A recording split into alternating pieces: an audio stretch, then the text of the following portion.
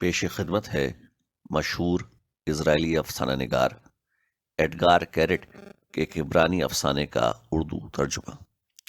مترجم خاکسار ہے، ناچیز کو نورس آفریدی کہتے ہیں۔ کہانی کا عنوان ہے جوتے۔ ہولوکاسٹ یادگاری دن کے روز ہماری ٹیچر سارا ہمیں بس نمبر 57 میں والہائنیا کے یہودیوں کا عجائب گھر دکھانے لے گئیں، اور اس دن میں نے اپنے کو بہت اہم محسوس کیا۔ میرے چچا زاد بھائی اور ایک لڑکا جکمان کے سوا کلاس کے سبھی بچوں کے کنبوں نے عراق سے ہجرت کی تھی۔ میں اکلوتا تھا جس کے دادا کی موت ہولوکاسٹ میں ہوئی تھی۔ سیاہ سنگ مرمر سے بنا والہائنیا ہاؤس بہت خوبصورت اور پاک صاف تھا، بالکل کروڑپتیوں کے محلات کی طرح۔ وہاں مرنے والے لوگوں کی بلیک اینڈ وائٹ تصویروں اور ان کے ناموں کی فہرستوں کی بھرمار تھی۔ ہم جوڑوں میں تصویریں دیکھتے ہوئے آگے بڑھے اور ٹیچر نے کہا، کچھ چھونا مت، پر میں نے ایک تصویر چھو لی، دفتی کی بنی ہوئی، ایک روتے ہوئے کمزور اور ناتواں آدمی کی، جس کے ہاتھ میں ایک روٹی تھی۔ اس کی آنکھوں سے نکلے آنسو اس کے گالوں پر کچھ اس طرح بہہ رہے تھے جیسے کسی ہائی وے کی ڈیوائیڈر لکیریں ہوں۔ اورٹ سالم نے کہا کہ وہ ٹیچر سے شکایت کرے گی کہ میں نے ایک تصویر کو ہاتھ لگایا۔ میں بولا، مجھے کوئی پرواہ نہیں، وہ جس سے چاہے کہہ دے، چاہے پرنسپل سے کہہ دے۔ وہ میرے دادا جان تھے اور میں جو چاہوں گا چھوؤں گا۔ تصویروں کے بعد وہ ہمیں ایک بڑے سے ہال میں لے گئے جہاں ہمیں ایک فلم دکھائی گئی ان بچوں کے اوپر جنہیں ایک ٹرک میں بھر کے زہریلی گیس سے مار دیا گیا تھا۔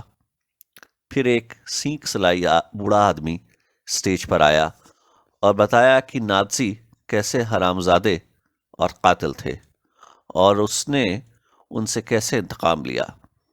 اس نے ایک سپاہی کو اپنے ہاتھوں سے گلا گھونٹ کر مار دیا تھا۔ ڈربی جو میری بغل میں بیٹھا تھا بولا کہ بڈھا جھوٹ بولتا ہے، اس کو دیکھ کر ایسا بالکل محسوس نہیں ہوتا کہ وہ کسی فوجی کو دھول چٹا سکتا ہے۔ پر میں نے بوڑھے آدمی کی آنکھوں میں جھانکا اور اس کا یقین کیا۔ اس کی آنکھوں میں ایسا غصہ تھا کہ اس کے سامنے شعلے مند پڑ جائیں۔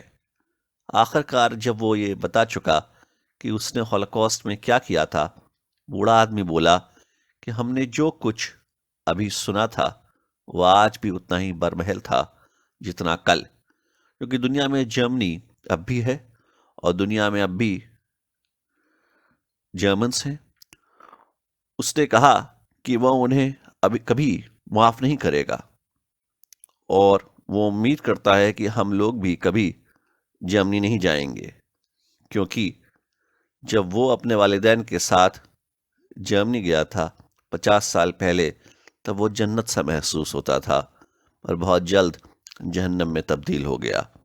اس نے کہا، لوگوں کی یادداشت کمزور ہوتی ہے، خاص طور پر بری چیزوں کے تعلق سے۔ لوگ بہت جلدی بھول جاتے ہیں، پر تمہیں نہیں بھولنا ہے۔ جب بھی تم کسی جرمن کو دیکھو، تمہیں یاد کرنا ہے میں نے جو تمہیں بتایا۔ جب بھی تم کوئی جرمنی کی چیز دیکھو، تمہیں یہ خیال ضرور آنا چاہیے کہ اس کی اوپری خوبصورتی کے پیچھے مقتول یہودیوں کی ہڈیاں ہیں، جلد ہے، گوشت ہے، جن سے ان چیزوں کو بنایا گیا۔ ڈربی نے لوٹتے وقت پھر کہا کہ وہ شرط لگا سکتا تھا کہ بڈھے نے کبھی کسی کا گلا نہیں گھونٹا، اور میں یہ سوچتا رہا کہ یہ ہماری خوش قسمتی تھی کہ ہمارا فریج اسرائیل کا بنا ہوا تھا، جرمنی کا نہیں۔ 2 ہفتے بعد جب میرے والدین ولایت کے دورے سے لوٹے تو میرے لیے سنیکرز لائے۔ میرے بڑے بھائی نے ممی کو چپکے سے بتا دیا تھا کہ میں کیا چاہتا تھا، اور وہ میرے لیے دنیا کے سب سے اچھے جوتے لے آئیں۔ ممی نے مسکراتے ہوئے مجھے وہ تحفہ پکڑایا۔ انہیں یقین تھا کہ مجھے کچھ خبر نہیں تھی کہ اندر کیا ہے، پر میں نے تھیلے پر ایڈیڈاس کمپنی کا نشان دیکھتے ہی پہچان لیا تھا۔ میں نے میں نے تھیلے سے ڈبے کو باہر نکالا اور شکریہ کہا۔ ڈبہ چوکھٹا تھا، تابوت کی طرح جس میں لاش کو رکھ کر دفن کیا جاتا ہے۔ جوتے سفید تھے جن پر 3 نیلی پٹیاں تھیں اور کنارے ایڈیڈاس لکھا ہوا تھا۔ مجھے یہ جاننے کے لیے کہ وہ کیسے دکھتے تھے ڈبہ کھولنے کی ضرورت نہیں تھی۔ پیکنگ کھولتے ہی ممی نے کہا، ذرا احتیاط سے دیکھو اور پہن کے دیکھو کہ تمہیں صحیح آتے ہیں یا نہیں۔ وہ مستقل مسکرا رہی تھیں، اس سے بے خبر کہ ادھر کیا گزر رہی تھی۔ ان کا ہاتھ ہلکے سے دباتے ہوئے میں نے کہا کہ یہ جرمنی کے ہیں، آپ کو معلوم ہے؟ ہاں بالکل، ممی مسکراتے ہوئے بولی، ایڈیڈاس دنیا کا سب سے اچھا برانڈ ہے۔ دادا جان بھی جرمنی سے تھے۔ میں نے اشارہ دینا چاہا۔ دادا جان پولینڈ سے تھے۔ ممی نے میری اصلاح کی۔ ایک پل کے لیے وہ اداس ہو گئیں، پر بہت جلد ٹھیک ہو گئیں۔ انہوں نے میرے ایک پاؤں میں جوتا پہنا کر فیتا باندھنا شروع کر دیا۔ میں خاموش رہا۔ میں نے محسوس کیا کہ ممی کچھ نہیں سمجھی تھیں۔ وہ کبھی والہائنیا ہاؤس نہیں گئی تھیں، انہیں کبھی کسی نے نہیں سمجھایا تھا جو ہمیں سمجھایا گیا تھا۔ ان کے لیے جوتے صرف جوتے تھے، اور جرمنی، پولینڈ۔ میں نے انہیں جوتے پہنا لینے دیے اور کچھ نہیں کہا۔ انہیں کچھ بتا کر اور اداس کرنے کی کوئی تک نہیں تھی۔ میں نے پھر ایک بار شکریہ کہا اور گال پر بوسہ لیتے ہوئے کہا کہ میں باہر کھیلنے جا رہا ہوں، ذرا احتیاط سے۔ میرے پاپا بغل کے کمرے سے ہنستے ہوئے بولے، آج ہی نئے جوتوں کو نہ گھس ڈالنا۔ میں نے ایک بار پھر اپنے پاؤں پر چڑھی جلد کو دیکھا اور وہ سب یاد کیا جو کچھ اس بوڑھے آدمی نے یاد رکھنے کے لیے کہا تھا۔ میں نے جوتوں کی نیلی پٹیوں کو چھو کر دفتی والے دادا جان کو یاد کیا۔ جوتے آرام دہ ہیں؟ ممی نے پوچھا۔ جی بالکل آرام دہ ہیں، میرے بھائی نے جواب دیا۔ یہ سستے اسرائیلی جوتے نہیں، یہ وہی جوتے ہیں جنہیں کروک پہنتا ہے۔ میں بہت ہلکے قدموں سے دروازے کی طرف بڑھا، جوتوں پر کم سے کم زور ڈالتا ہوا۔